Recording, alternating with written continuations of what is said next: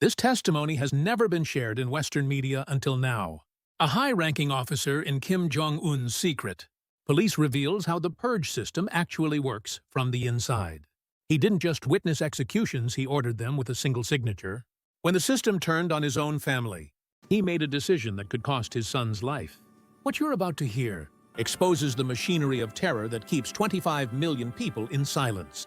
For more exclusive testimonies like this, subscribe and become part of our investigative community. These stories need witnesses. North Korea is now vibrating with the stench of blood. Kim Jong-un's anger has reached its peak, and it is said that cadres are dying one after another. Among them, a man who was a lieutenant general of the State Security Department had to write a report on a colleague of 20 years. That one-page report sent an entire family to the public execution ground. And soon after, the target of the next report was his own family. Would he send his family to the execution ground with his own hands? Or would he die together? What choice did he make in the unimaginable, brutal chain of purges in North Korea? Now, I will tell you that story.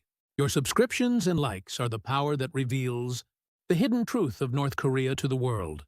I am Lee Sung-hoon. I was born in Pyongyang and rose to the highest position in Pyongyang. My grandfather died defending Pyongyang during the Korean War, and my father was a party cadre. I naturally followed that path. In 2010, I joined the State Security Department. What is the State Security Department? In South Korea, it would be the National Intelligence Service, but it is more frightening. It looks inward, not outward. It monitors the people and finds traitors to write reports. When that report reaches Comrade Kim Jong-un's desk, that person is finished. Their family is finished, too. In 2018, I became a lieutenant general. In South Korea, that would be equivalent to the deputy director of the National Intelligence Service. My job was to find traitors and report them. At home, I was just a father. 48 years old, wife 42, son 24, daughter 22. In the evening, my wife would prepare kimchi stew and corn rice. Even though I was a cadre, the rations were terrible, so my wife went to the market. My daughter, Yujin, was a student in the English department at Pyongyang, University of Foreign Studies. "Dad, is this pronunciation correct?" she would ask while memorizing words. My son, Cheolman, was a captain in the ODU, People's Army, and was in the Guard Command. He would come home in his military uniform and say, "Father, I'm back," with a salute. Cheolman truly believed in the system, the party, and Comrade Kim Jong-un. He did not doubt like I did. That was the purity of a child and my sadness. An order came from Comrade Kim Jong-un. Realign the ideology, starting with the cadres' families. It was said that the children of cadres were watching South Korean dramas. They said an example needed to be set. A few days later, the family of a fellow lieutenant general came under investigation. Possession of a USB containing South Korean dramas. His daughter had received it from a friend. I was assigned to investigate. I had known that comrade for over 20 years. We had drunk together and suffered together. His daughter was a college classmate of my daughter Yujin. That night, I sat at my desk. With a blank report paper in front of me, I sat for a long time. My wife asked, "Why are you like this?" But I did not answer. At that moment, I had only one thought. If I don't write this report, I will be next. Any sense of guilt towards the comrade or pity for his family disappeared. I only thought that I had to survive. I wrote the report, even knowing that each line would be like a bullet. That night I could not sleep. I looked out the window. Pyongyang's night was dark due to the power outage. In that darkness I thought, what am I doing now? But there was no answer. Finding the answer felt like it would make me collapse. The next morning I submitted the report. It went to Comrade Kim Jong-un's desk, and I knew this is just the beginning. Writing a report means killing a person. It is written with a pen, but it is more frightening than a gun. I visited that comrade's house. Under the pretext of an investigation, his wife opened the door. Her face was pale. "Comrade Sung-hoon, our husband did nothing wrong. It was our daughter's mistake." Her voice was trembling. I met his daughter, 23 years old, a college classmate of my daughter Yujin. "Teacher, I made a mistake. My father didn't know. A friend gave it to me, and I only watched it once." Hearing those words, I thought of my daughter. Yujin also socializes with friends. What if someone gave her something like that? Would our family end up like this too? Returning to the State Security Department, I sat at my desk. This time was different. I lowered the severity. Possession of a USB containing South Korean dramas confirmed. However, no evidence of voluntary viewing intention confirmed. Appears to have been received once from a friend. Recommended warning disposition. I wrote it as a warning, not a death sentence. It was the best I could do. A few days later, I received a call from that comrade. Sung-hun, let's have a drink. We met in the evening. He gripped my hand tightly. Thank you. I'm alive. It ended with a warning disposition. I could not say anything. I just drank from my glass. Our wife said to bring back a jar of kimchi she pickled. Give it to your wife. I returned home and gave the kimchi to my wife. What is this? It's from the comrade's house, my wife said. Cabbage for kimchi is so precious these days. They are kind people. I didn't know then that it would be the last kimchi. About a month passed. It was spring of 2021. An order for reinvestigation came from the organization and guidance department. Comrade Lee Sung-hun, isn't the severity of the report too low? Reinvestigate. My heart sank.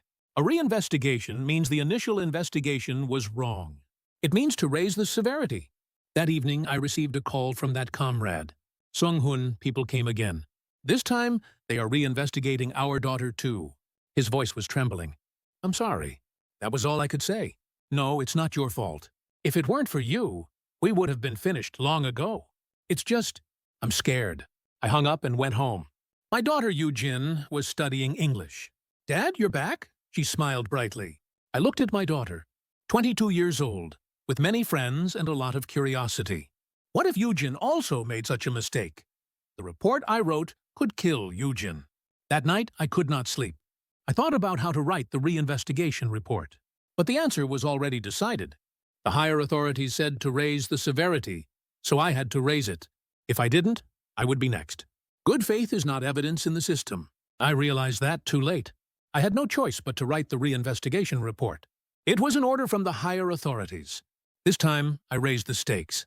Korean drama USB possession and viewing confirmed. Clear evidence of ideological relaxation. Severe punishment recommended. I submitted the report. A few days later, the final approval document came down. The moment I received the document, my heart sank. Execution of exemplary purge. Target entire family of Lieutenant General. Public execution. It wasn't a warning or severe punishment. It was a public execution. Entire family. The execution date was set.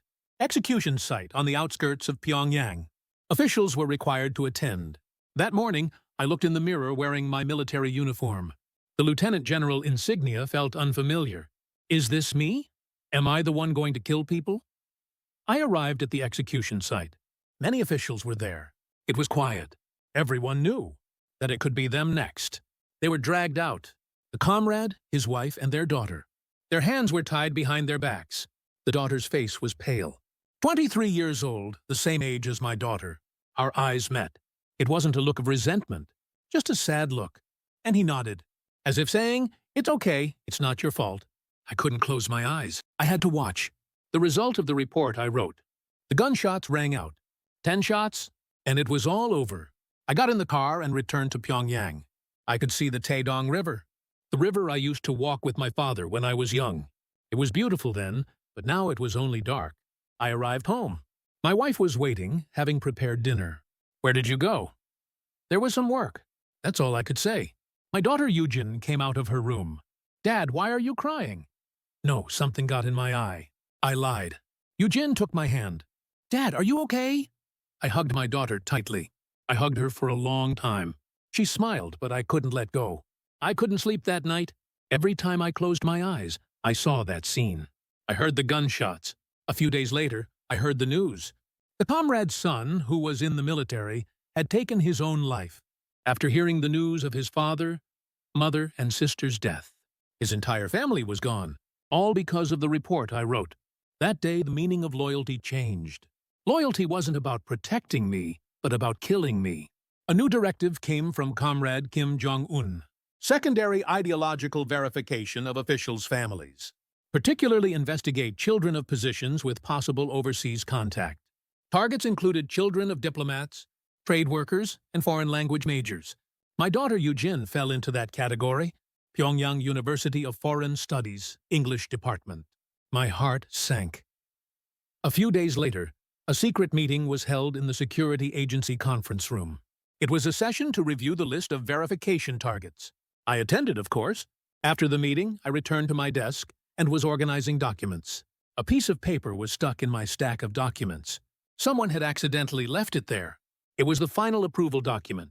Target of exemplary purge, family of Lieutenant General Ri Seong-hoon. Reason, ideological relaxation of officials' children. Details, daughter Ri Yoo-jin. Korean pop song lyrics found in English textbook. My hands shook. I read it 2-3 times. There was no mistake. It was our family. Yoo-jin had hummed Korean pop songs before. It was a song she heard from a friend while studying English. That was all. That was the crime. No, it didn't matter if it wasn't a crime.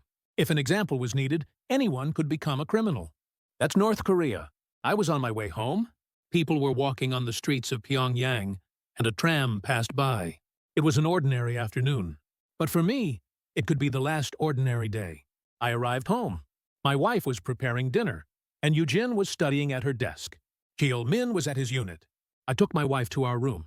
I closed the door so Yoo-jin couldn't hear.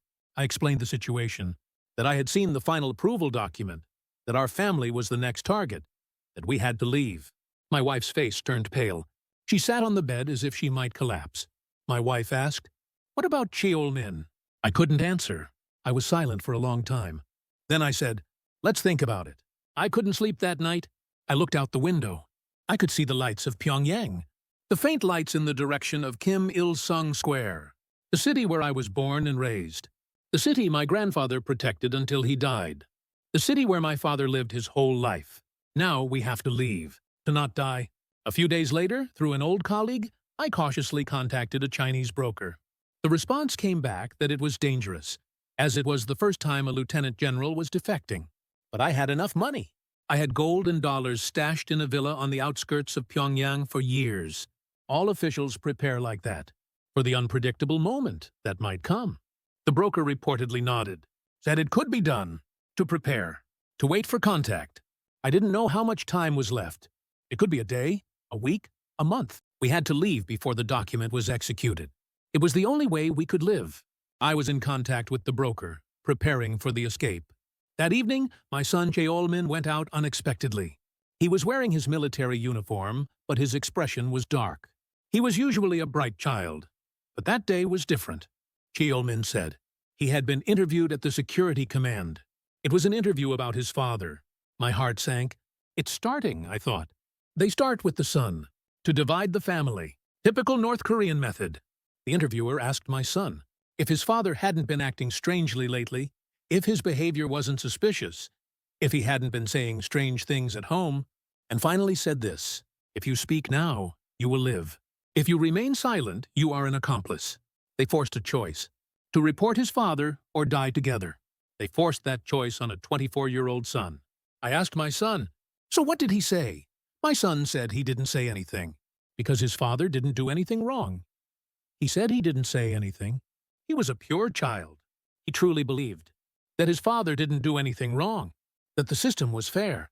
I said thank you. That's all I could do. That night, after putting Yoo-jin to sleep, I talked to my wife. I explained the situation. I said we had to leave right away. We had to leave right now. My wife asked, "What about Cheol-min?" I was silent for a while, and then I said, "Cheol-min had to stay." My wife asked why. She tearfully asked why we were leaving our son behind. I explained, Cheol-min believed in the system. He truly believed. And if we tried to take him, he would refuse. And more importantly, Cheol-min might report us. My wife stopped breathing. She asked if our son would report us. I nodded. I explained that in North Korea, the party comes before family. And that's what he had learned and believed. My wife cried silently. I wanted to cry too, but I held back. Because someone had to make a decision, I said. If we left Cheol-min behind, he could live. He could say he didn't know after we defected. Then he could live. But if we took him, we would all die. My wife cried for a long time and then nodded. A few days later, I heard from Cheol-min again. He said there was another interview, and this time it was more intense. They told him to submit a report by next week, to write down all of his father's recent activities. There was no time.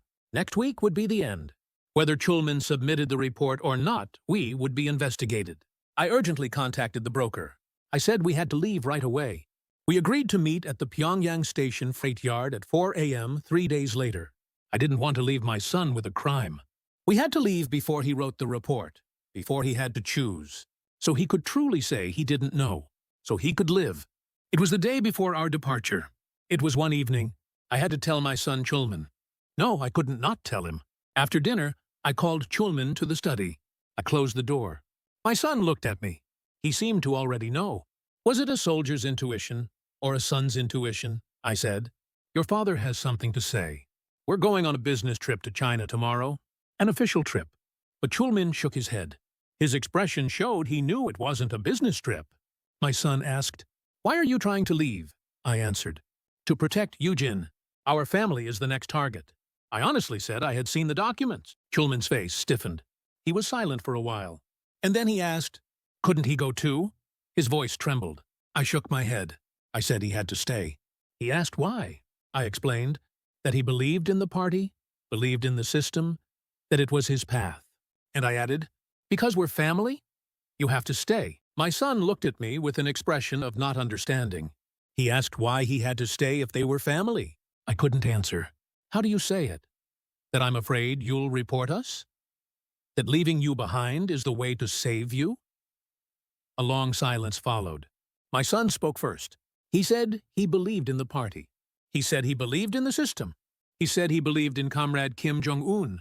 Hearing those words felt like my heart was being torn apart. And then my son continued, But he wouldn't report us. That was all he could do. He said he believed in his father, mother, and Eugene. That he absolutely wouldn't report us. I looked at my son. 24 years old, my son. A pure son. A son torn between the system and his family. This was his choice. To believe but not report. I said thank you. That's all I could do. My son asked, When are you leaving? I answered at dawn tomorrow. My son nodded. That night, we had our last family dinner. It was a meal prepared by my wife. Kimchi stew, corn rice, and a few pieces of pork from the Jangmadang. It was an ordinary dinner.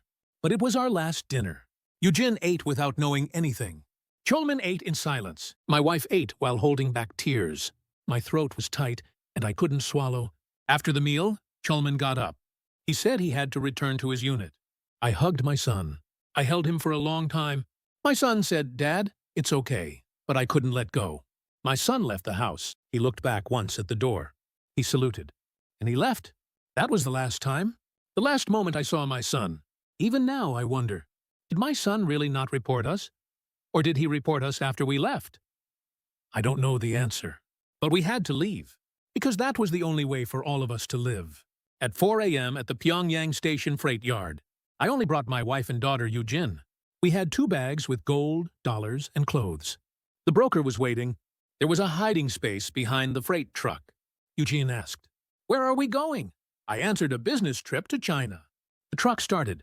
We passed through the dawn streets of Pyongyang. 3 checkpoints. We stopped every time. The security officers checked the cargo. We held our breath. I covered Eugene's mouth. My wife trembled. We passed through. We left Pyongyang. 6 hours to Sinwiju. We crossed the Amnokang Railway Bridge. We arrived in Dandong, China. It was a legal business trip. Because I had real documents I made, I thought we had gained freedom. But we hadn't. We took a train to Shenyang. We entered the apartment prepared by the broker. On the 3rd day, the broker came urgently. A pursuit team came from Pyongyang. They said state security agents were looking for Lieutenant General Lee Sung-hoon. They had already figured it out. A high-ranking defector was a big deal. We left immediately, southward. We had to go through inland China to Laos. We had to pay more money. We gave all the gold we had brought. That night we hid again in a freight truck.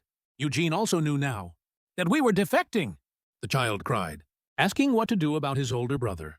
We ran through inland China for 2 days, to Yunnan province.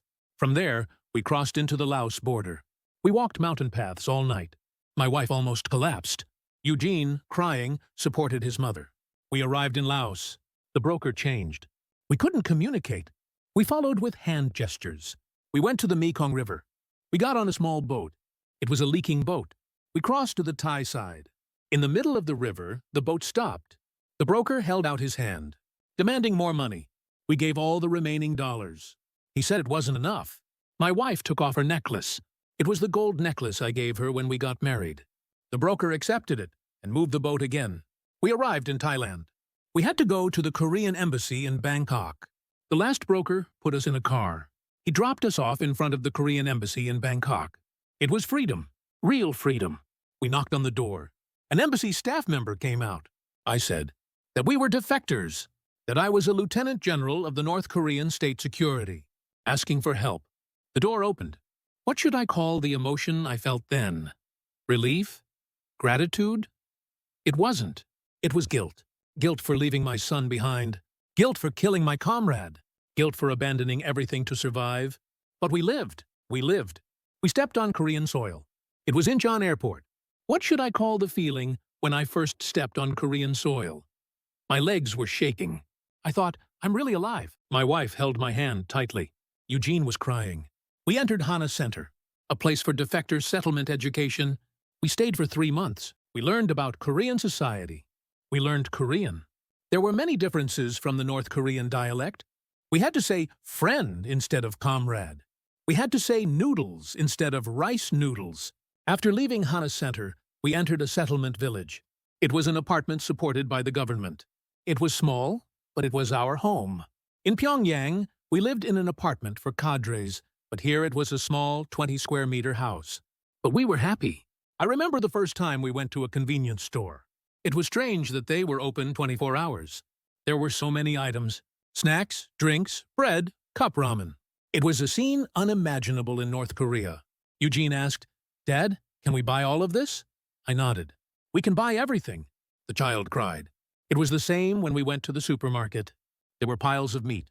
There were plenty of fruits. Things we only ate during holidays in North Korea were every day here. My wife picked up a banana and looked at it for a long time. Honey, can we really buy this? I answered with a smile. Yes, we can buy it. I knew what freedom was. Freedom was being able to speak, criticizing Kim Jong-un without being arrested, watching Korean dramas without dying, being able to turn on the lights at night, being able to eat when hungry. That was freedom. But I missed him. I missed my son, Cheol-min. I thought about him every night. What is Cheol-min doing now? Is he doing well? Did he report us? Or is he really silent? I searched for North Korean news on the internet. There was an article saying that the news of Lieutenant General Lee Sung-hoon's defection had spread within North Korea. There was also news that the family was not punished. It said it was because my son stated he didn't know. Is it true? Is my son really alive? I don't know the answer. But I want to believe that my son is alive, that we can meet again someday.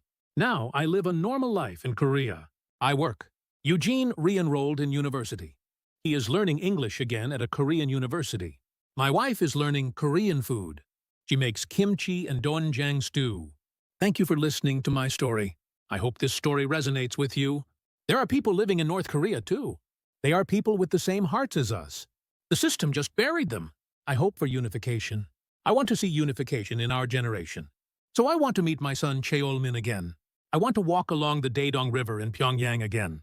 I want to visit my grandfather's grave. I would appreciate it if you could share this story with many people. Please subscribe and like. I want to share more stories of defectors. I want to share the truth of North Korea. Thank you.